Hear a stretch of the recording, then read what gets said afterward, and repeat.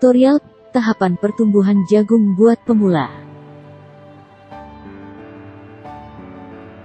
Kita awali dengan mengenal benih, yaitu biji tanaman yang digunakan untuk pertanaman atau usaha tani. Sedangkan benih jagung terdiri atas endosperm, kotiledon, dan developing embryo. Perkecambahan terjadi karena adanya penyerapan air atau imbibisi, di mana air yang masuk ke dalam benih harus 30% dari bobotnya. Setelah imbibisi, dilanjutkan dengan metabolisme enzim yang mengaktifkan energi berkecambah. Kemunculan benih adalah tipe hipogeal, di mana benih tetap berada di bawah permukaan tanah. Sebelum daun terbentuk, maka nutrisi disuplai oleh endosperm. Tahapan berikutnya adalah vegetatif emergen atau VE, yang ditandai dengan bakal daun muncul ke permukaan tanah dan daun sejati pertama mulai terbuka atau emergen. Titik tumbuh ada di bawah permukaan tanah dan sistem perakaran mulai aktif. Dilanjutkan dengan vegetatif 2 atau V2, yang ditandai dengan pertumbuhan ruas batang, dan perkembangan akar nodal. Selanjutnya adalah vegetatif 4 atau V4, yang ditandai dengan perkembangan ruas dan kebutuhan nutrisi meningkat. Selanjutnya adalah vegetatif 6 atau V6. Pada tahapan ini pertumbuhan ruas dan pemanjangan antar ruas terjadi, diikuti dengan lepasnya daun bagian bawah. Populasi tanaman terbentuk dan titik tumbuh sudah di atas permukaan tanah. Tahapan yang rawan gangguan organisme pengganggu tanaman.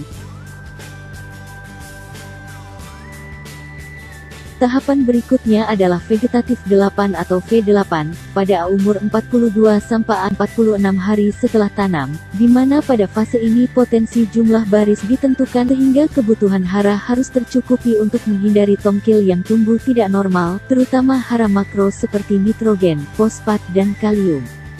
Biasanya kerah daun terbentuk setiap 2 hari dan akar tunjang mulai terbentuk. Selanjutnya adalah tahapan vegetatif 12 atau V12 pada 56-58 hari setelah tanam, di mana pada tahapan ini potensi jumlah biji per baris ditentukan, serta inisiasi tasel dan developing cope.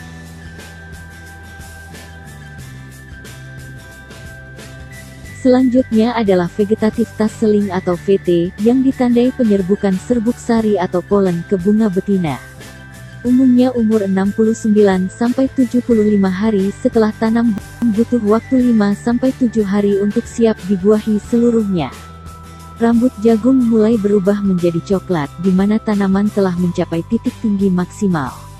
Selanjutnya kita mulai memasuki fase reproduktif, yang diawali reproduktif 1 atau R1 atau disebut juga sebagai fase silking, yang ditandai masuknya serbuk sari ke bunga betina, di mana setiap rambut terhubung dengan satu titik jagung atau kepala putih. Pembuahan setiap biji terjat masing-masing atau terpisah, di mana jumlah dan ukuran biji ditentukan.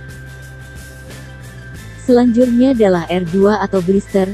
Terjadi 10-14 hari setelah silking, embrio dalam biji berkembang, biji terlihat membengkak karena penuh oleh cairan jernih. Selanjutnya adalah R3 atau milking, tahapan matang susu, dimulai 17-20 hari setelah silking, biji mulai menguning dan cairan jernih menjadi putih susu karena terbentuknya zat tepung. Stres pada fase ini bisa mengakibatkan perkembangan biji terhambat dan gagal mencapai ujung tongkil. Fase berikutnya adalah fase DAF atau R4, yaitu pengeringan, terjadi 26 hari setelah silking, pati mulai menebal dan mirip adonan roti. Stres pada fase ini akan mengurangi bobot biji. Selanjutnya tahapan DEN atau R5, yaitu terjadi 35 hari setelah silking, disebut juga sebagai tahapan pemasakan biji. Lalu milk line atau R6, yaitu di mana garis putih akan muncul di biji, yang memisahkan bagian keras dan lunak pada biji.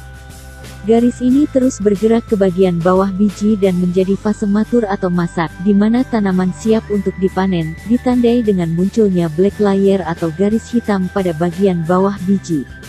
Inilah fase masak fisiologis, di mana proses pertumbuhan dan perkembangan telah terhenti, tanaman siap dipanen.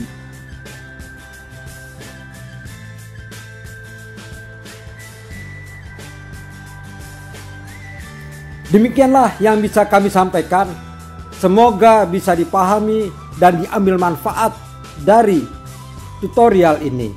Dan kami doakan ke depan kita semua akan semakin maju menjadi petani yang membanggakan dan mempunyai pendapatan yang tinggi. Kiranya cukup sekian. Billahi taufiq wal hidayah.